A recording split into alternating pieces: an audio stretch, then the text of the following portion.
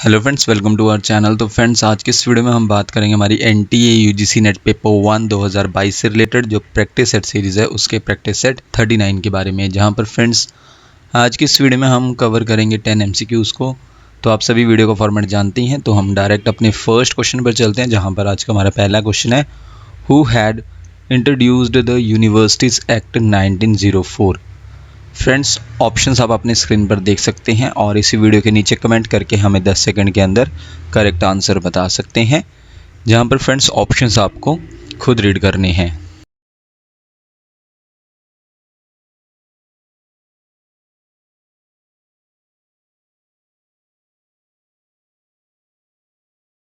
इनमें से इंट्रोड्यूस किया था यूनिवर्सिटीज़ एक्ट 1904 को ऑप्शन ए लॉर्ड कर्जन ने।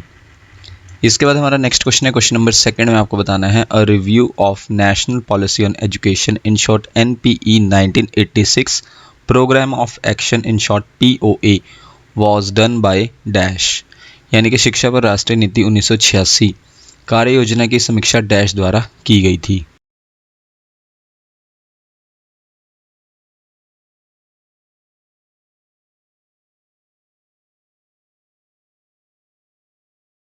इनमें से ये की गई थी ऑप्शन सी राममूर्ति कमेटी द्वारा।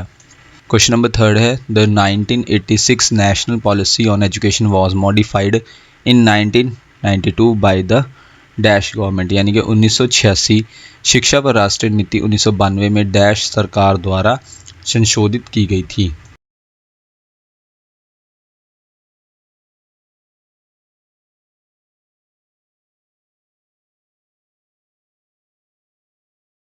नेशनल पॉलिसी ऑन एजुकेशन 1986 को मॉडिफाई किया गया था कब? 1992 में। किस सरकार द्वारा? इनमें से option B PV Narasimha Rao सरकार द्वारा।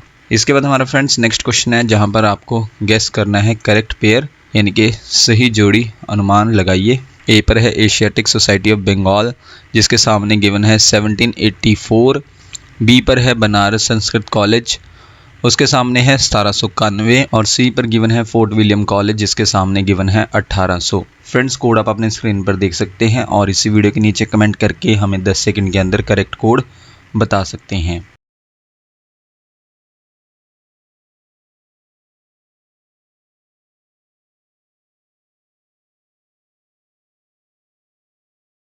इनमें से करेक्ट कोड है code A.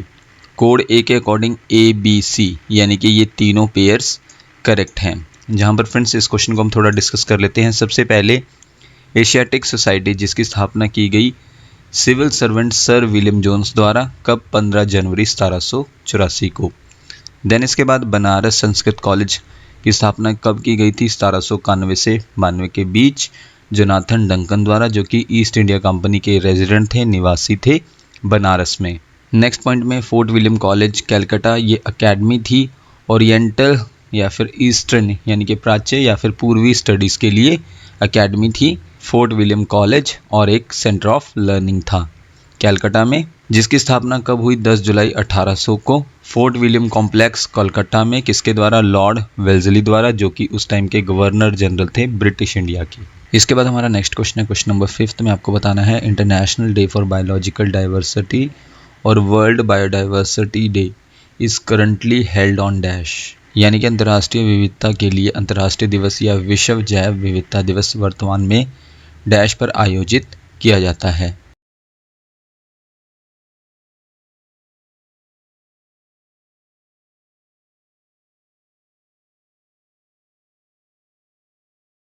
International day for biological diversity या फिर वर्ल्ड बायोडाइवर्सिटी डे को करंटली जो है सेलिब्रेट किया जाता है ऑप्शन बी 22 मई को।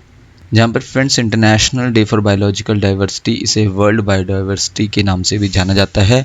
यूनाइटेड नेशंस यानी कि संयुक्त राष्ट्र द्वारा इसे सैंक्शन किया गया है, मंजूरी दी गई है इंटरनेशनल डे यानी कि अंतर्राष्ट्रीय दिवस के रूप में। किसकी प्रमोशन के लिए है? ये प्रमोट करने के लिए है बायोडाइवर्सिटी इश्यूज़ को। कौन? World biodiversity day. और इसे 22 मई को सेलिब्रेट किया जाता है। और बायोडाइवर्सिटी क्या है? जो वैरायटी है और वेरिएबिलिटी है लाइफ की, जो अर्थ पर पाई जाती है, वो क्या है? बायोडाइवर्सिटी। इसके अलावा फ्रेंड्स आपको थीम भी पता होना चाहिए, क्योंकि कई बार जो है थीम से रिलेटेड भी क्वेश्चंस एग्जाम में पूछे गए हैं, जहां पर 2000 का थीम क्या था, डेडिकेटेड टू फॉरेस्ट बायोडाइवर्सिटी। 2018 का क्या थीम था, celebrating 25 years of action for biodiversity. 2019 का क्या थीम था, our biodiversity our food our health. और 2020 का क्या थीम था, our solutions are in nature, यानी कि हमारे समाधान प्रकृति में है। और 2021 का क्या थीम था, वर्ल्ड बायोडाइवर्सिटी डे का we are part of the solution. तो ये थीम थे international day for biological diversity के लिए। देन इसके बाद हम अपने नेक्स्ट क्वेश्चन पर चलते हैं, जहाँ पर हमारा क्वेश्चन नंबर 6 है, which of these is a type of internet connection, यानी कि इनमें से कौन सा इंटरनेट कनेक्शन का प्रकार है। ए पर है dial up and DSL connection, B पर है ब्रॉडबैंड कनेक्शन, सी पर है वाईफाई, डी पर है वाईमैक्स। फ्रेंड्स कोड आप अपनी स्क्रीन पर देख सकते हैं और इसी वीडियो के नीचे कमेंट करके हमें 10 सेकंड के अंदर करेक्ट कोड बता सकते हैं।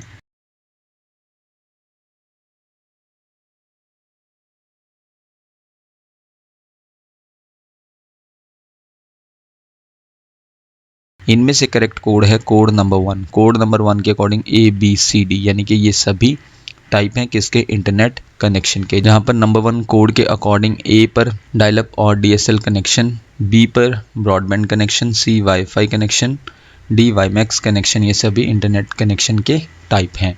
फ्रेंड्स इन कनेक्शन को थोड़ा हम डिस्कस कर लेते हैं। सबसे पहले हमारे पास है डायल अप कनेक्शन। इसे ज़रूरत होती है मॉडेम की कनेक्ट करने के लिए इंटरनेट के साथ, और ये स्पीड में लो होता है। इसके बाद नेक्स्ट है DSL कनेक्शन, जहाँ पर DSL का फुल फॉर्म क्या है, डिजिटल सब्सक्राइबर लाइन। ये फुल फॉर्म है DSL कनेक्शन का। ये प्रोवाइड करता है high speed internet access.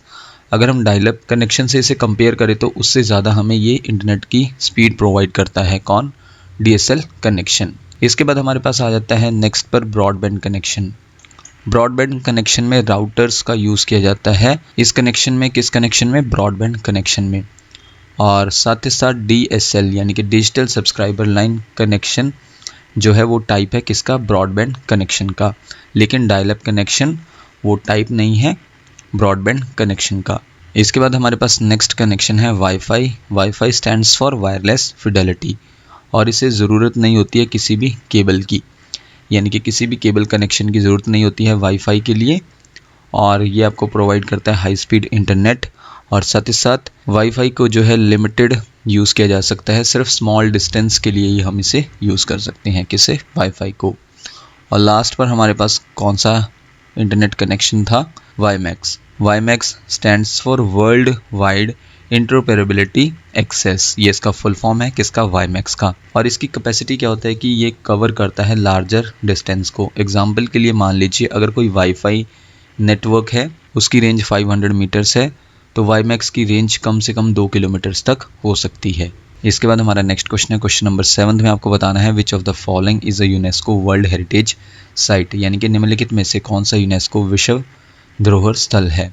Number 1 है Nalanda, number 2 Takshashila, number 3 Udantapuri, number 4 Vikramshila. Friends code आप अपनी स्क्रीन पर देख सकते हैं और इसी वीडियो के नीचे कमेंट करके हमें 10 सेकंड के अंदर करेक्ट कोड बता सकते हैं।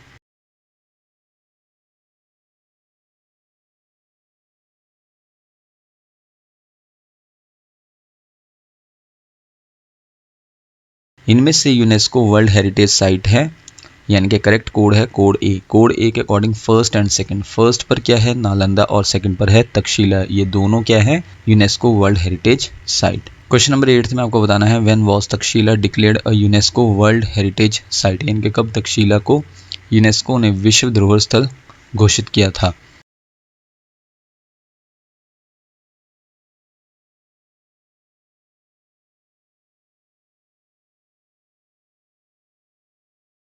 तक्षशिला को डिक्लेयर किया था यूनेस्को वर्ल्ड हेरिटेज साइट कब, ऑप्शन सी 1980 में, जहां पर 1980 में तक्षशिला को डिक्लेयर किया गया यूनेस्को वर्ल्ड हेरिटेज साइट। और इसके अलावा friends world heritage site landmark होता है या फिर एरिया होता है जिसे मिलता है लीगल प्रोटेक्शन किसके द्वारा, United Nations educational, scientific and cultural organisation, in short UNESCO द्वारा। और वर्ल्ड हेरिटेज साइट्स का टैग दिया जाता है किसके द्वारा, यूनेस्को द्वारा, जिनके पास जो है कल्चरल, हिस्टोरिकल, साइंटिफिक या फिर किसी और फॉर्म में इम्पॉर्टेंस, सिग्निफिकेंस, महत्व होता है साइट्स का, उन्हें ये टैग दिया जाता है किसका? यूनेस्को वर्ल्ड हेरिटेज साइट्स का। इसके बाद फ्रेंड्स हमारा नेक्स्ट क्वेश्चन है, क्वेश्चन नंबर 9 में आपको बताना है dash is the national coordinating institute to implement the SPARC programme, यानी कि कौन सा संस्थान स्पार्क कार्यक्रम को लागू करने के लिए राष्ट्रीय समन्वय संस्थान है।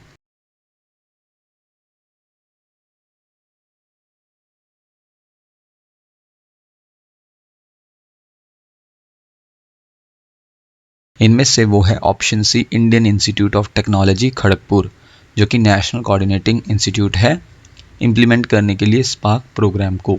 Ministry of human resource development, जिसे अब मिनिस्ट्री ऑफ एजुकेशन के नाम से जाना जाता है, इसने लॉन्च किया था वेब पोर्टल स्कीम स्पार्क, जहाँ पर स्पार्क का फुल फॉर्म क्या है? Scheme for promotion of academic and research collaboration. ये फुल फॉर्म है किसका? स्पार्क का। स्पार्क का एम क्या है? इम्प्रूव करना है रिसर्च इकोसिस्टम को, किसके लिए? इंडिया के हायर एजुकेशनल इंस्टीट्यूशंस के लिए, और सुविधाजनक बनाना है एकेडमिक और रिसर्च कोलैबोरेशंस को, किन के बीच में? इंडियन इंस्टीट्यूशंस के बीच में, और जो बेस्ट इंस्टीट्यूशंस हैं वर्ल्ड के, उनके बीच में। ये किसका एम है? स्पार्क स्कीम का। और फ्रेंड्स आज का हमारा लास्ट क्वेश्चन है, क्वेश्चन नंबर 10 में आपको बताना है dash is a first of its kind IIT and Indian institute of Science joint initiative to develop a new education policy and a road map for research to solve major engineering and technology challenges. यानी कि dash एक नई शिक्षा नीति और प्रमुख engineering और प्रौद्योगिकी चुनौतियों को हल करने के लिए अनुसंधान के लिए एक रोड मैप विकसित करने के लिए अपनी तरह का पहला आईआईटी और इंडियन इंस्टीट्यूट ऑफ साइंस संयुक्त पहल है।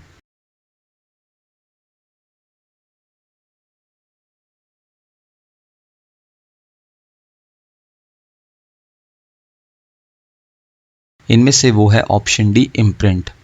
इम्प्रिंट जो है इस तरह का पहला आईआईटी और इंडियन इंस्टीट्यूट ऑफ साइंस का जॉइंट इनिशिएटिव है डेवलप करने के लिए नई एजुकेशन पॉलिसी और रोड मैप तैयार करना है, किसके लिए? रिसर्च के लिए, ताकि सॉल्व किया जा सके जो मेजर इंजीनियरिंग और टेक्नोलॉजी चैलेंजेस है उनको सॉल्व किया जा सके। किसके द्वारा? इम्प्रिंट द्वारा। और friends imprint stands for impacting research, innovation and technology. ये इसका फुल फॉर्म है किसका? इम्प्रिंट का। और इस स्कीम को रिलीज़ किया गया था 2015 में ministry of human resource development द्वारा, इन शॉर्ट MHRD मिनिस्ट्री द्वारा। तो फ्रेंड्स ये थी हमारी आज की वीडियो जिसमें हमने 10 MCQs को कवर किया। आप हम इसी वीडियो के नीचे कमेंट करके बता सकते हैं कि आपने टोटल क्वेश्चंस यानी कि 10 क्वेश्चंस में से कितने क्वेश्चंस को करेक्ट मार्क किया। नेक्स्ट वीडियो आपको जल्दी चैनल पर मिल जाएगी। So thank you friends for watching this video.